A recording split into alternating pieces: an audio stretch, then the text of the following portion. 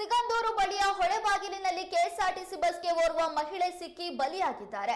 ಸರ್ಕಾರಿ ಬಸ್ ಬಂತು ಅಂತ ಮುನ್ನುಗ್ಗಿದ ಮಹಿಳೆ ಅಚಾನಕ್ ಆಗಿ ಬಸ್ನ ಚಕ್ರಕ್ಕೆ ಸಿಲುಕಿ ಸಾವು ಕಂಡಿದ್ದಾರೆ.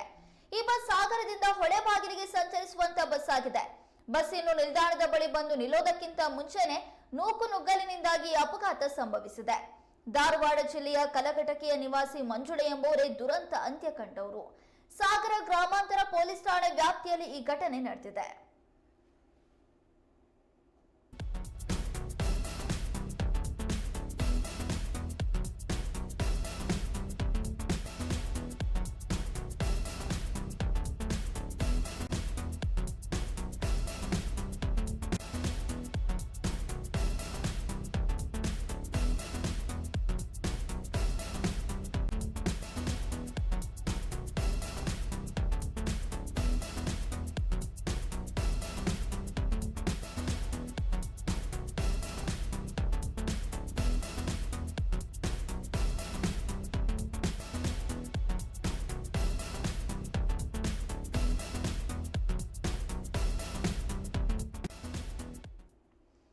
ಸಿಗಂದೂರು ಹತ್ತಿರದ ಹೊಳೆಬಾಗಿಲಿನ ಬಳಿ ಕೆಎಸ್ಆರ್ಟಿಸಿ ಬಸ್ಗೆ ಸಿಕ್ಕಿ ಓರ್ವ ಮಹಿಳೆ ಬಲಿಯಾಗಿರುವಂತ ಘಟನೆ ನಡೆದಿದೆ.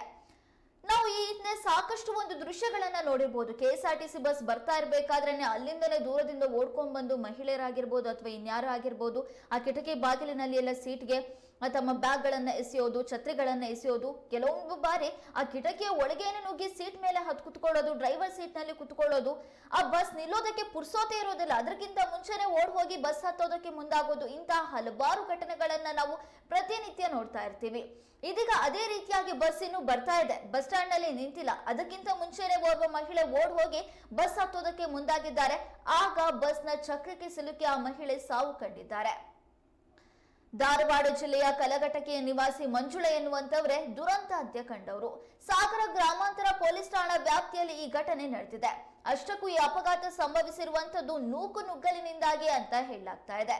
ಬಸ್ ನಿಲ್ದಾಣದ ಬಳಿ ಬಸ್ ನಿಲ್ಲೋದಕ್ಕಿಂತ ಮುಂಚೆನೆ ಮಹಿಳೆ ಓಡಿ ಬಂದು ಬಸ್ ಹತ್ತೋದಕ್ಕೆ ಹೋದಂತ ಸಂದರ್ಭದಲ್ಲಿ ಕಾಲ್ಜಾರಿ ಚಕ್ರಕ್ಕೆ ಸಿಕ್ಕಿ ಬಿದ್ದಿದ್ದಾರೆ. ಆ ಹಿನ್ನೆಲೆಯಲ್ಲಿ ದುರಂತ ಅಂತ್ಯವನ್ನ ಕಂಡಿದ್ದಾರೆ.